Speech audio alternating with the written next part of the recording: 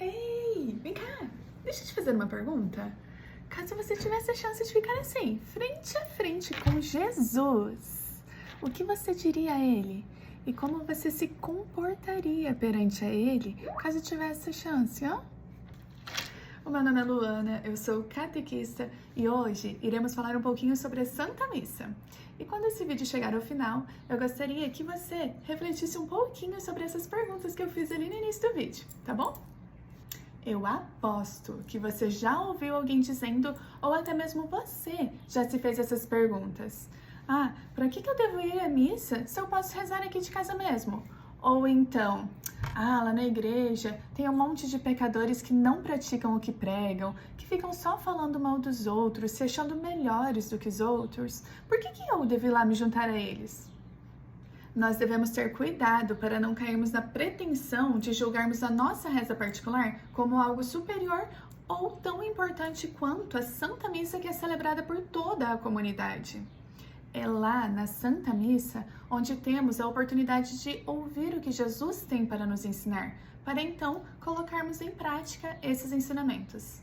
E para aqueles que dizem que não vão à missa por causa dos pecadores que lá estão, lembre-se, quem precisa de cura são os doentes. E quem precisa buscar a salvação, a conversão diária, são os pecadores, eu e você, e não os santos. Então sim, é lá, na Santa Missa, o lugar onde nós, pecadores, devemos buscar a nossa cura.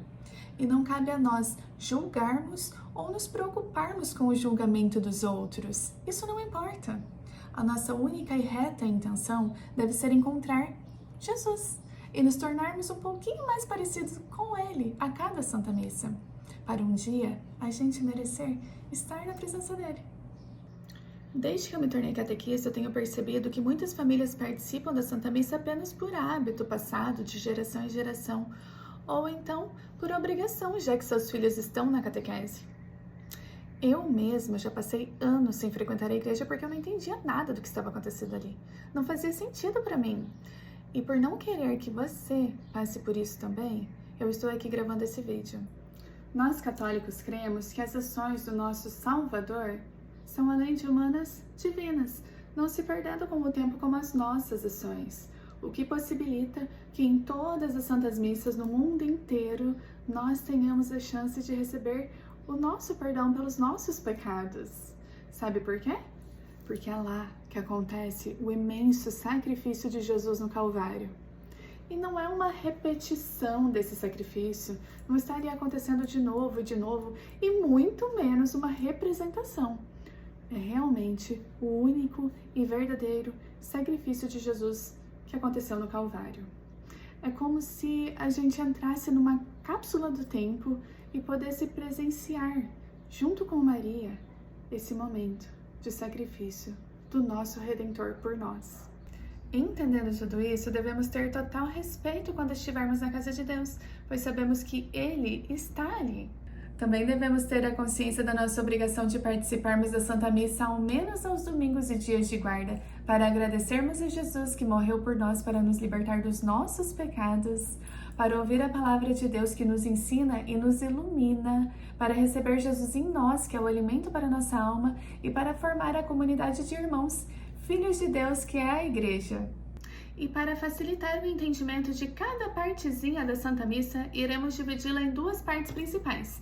Primeiro, ritos iniciais da palavra, e segundo, rito sacramental. A Santa Missa inicia com o rito de entrada, onde toda a comunidade fica em pé.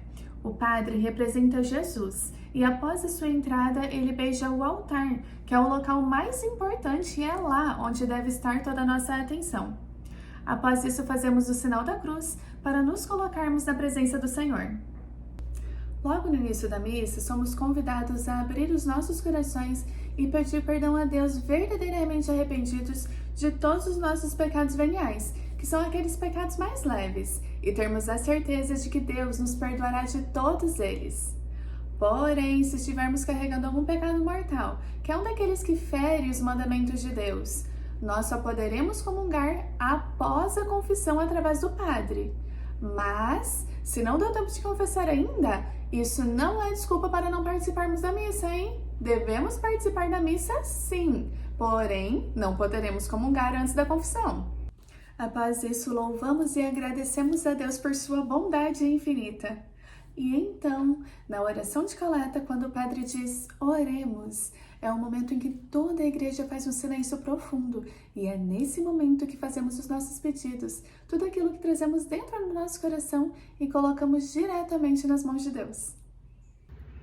Logo após, iniciam-se as leituras. E neste momento devemos prestar muita atenção, pois temos a chance de aprender muito com elas. E mais uma vez, o que se passa ali nas leituras se faz presente. A primeira leitura geralmente é extraída do Antigo Testamento, onde os profetas já previam a vinda de Jesus. Inicia-se então os Salmos, que também são retirados da Bíblia. Ela faz menção à primeira leitura e nos ajuda a refletir sobre isso. O Salmo pode ser cantado ou recitado. A segunda leitura é feita apenas aos domingos e dias de festas. Elas já são retiradas do Segundo Testamento, de cartas feitas pelos apóstolos. No Evangelho, toda a igreja fica prontamente em pé, pois é o próprio Cristo que irá falar conosco. E nesse gesto mostramos que estamos completamente presentes e atentos para ouvir tudo o que Ele tem para nos falar. Muitas vezes é um pouquinho difícil compreender tudo que está no Evangelho. É por isso que na homilia o Padre nos explica de uma forma mais clara para que possamos compreender tudo o que Ele disse. Professamos então a nossa fé através do creio, onde confirmamos que acreditamos na palavra de Deus. Após então, vem as preces da comunidade, onde nós podemos colocar as intenções do nosso coração novamente nas mãos de Deus. Inicia-se então a segunda parte da missa, o rito sacramental. Nas oferendas, além do dinheiro doado para ajudar na manutenção da igreja e outras entidades, também oferecemos tudo o que trazemos em nossos corações. Neste momento, o padre ajeita o altar e faz orações, se preparando para o principal momento da missa que se aproxima. É um momento lindo e cheio de significado, e não um intervalo para nos distrairmos ou ficarmos conversando. Devemos prestar atenção em cada gesto do padre. Ele é o representante do próprio Cristo. Inicia-se então a oração eucarística, o ponto mais alto da missa, onde devemos estar completamente entregues. Quando o padre diz, o Senhor esteja convosco, e nós concordamos dizendo, Ele está no meio de nós, é porque Ele realmente está. Devemos lembrar que este momento não é uma lembrança, mas a presentificação do único momento vivido por Jesus no Calvário. Sabendo que o próprio Deus está ali, devemos ter respeito, dar graças e agradecer. Com ele também cremos que os anjos estão presentes e neste momento rezamos 3 vezes a palavra santo, pois ele é o maior de todos os santos. Nos ajoelhamos no momento em que o padre faz a oração dizendo, santificai essas oferendas. Nós fazemos isso em sinal de respeito ao maior milagre que está prestes a acontecer, a transubstanciação. O padre repete as últimas palavras de Jesus na última ceia. Este é o meu corpo, este é o meu sangue. Não representa, é verdadeiramente o corpo e o sangue de Jesus. Eis o mistério da fé. Eu sei, é grande demais para nossa compreensão, mas devemos crer na palavra de Deus. Rezamos então o Pai Nosso, saudamos os irmãos próximos de nós, se o Padre pedir, e nos preparamos para receber Jesus em nós. Neste momento, permanecemos em pé, com a certeza de que estamos libertos de todos os nossos pecados e os nossos corações puros para receber Jesus. No momento de irmos para a fila, devemos ter cuidado com as distrações. Não é um momento de conversa, não é um intervalo não, hein? Devemos estar focados em Jesus. Em breve, nós iremos receber Ele em nós. Após isso, retornamos ao nosso local e continuamos em oração. Quando nos preparamos e participamos verdadeiramente da Santa Missa, tudo passa a fazer sentido e em nós aumenta a fé. Você já reparou que, independente de onde a gente esteja, sempre que participamos das Santas Missas, os gestos dos padres são os mesmos. E sabe por quê? porque ele repete os gestos de Jesus, que está ali conosco. O padre está apenas representando Jesus. As orações e os gestos são as mesmas do próprio Cristo. Enfim, o padre dá a bênção final. Jamais devemos sair sem ela, nem mesmo ir embora antes de o padre e os ministros se retirarem do altar. A igreja é um local sagrado. Mesmo quem não crê deve se comportar adequadamente dentro dela, tanto nos gestos, comportamentos e até mesmo na forma de se vestir. Não duvide, ali acontece um grande milagre de Deus, e quando nos abrimos para isso, a nossa vida é transformada. Como católicos, não temos a obrigação de irmos à missa apenas aos domingos, mas sim de participarmos dela de todo o coração. Com este vídeo, eu tentei resumir e simplificar o grande milagre da missa. Espero que tenha feito sentido para você e te ajudado de alguma forma. E só mais uma coisinha. Devemos lembrar que a igreja não nos obriga a nada.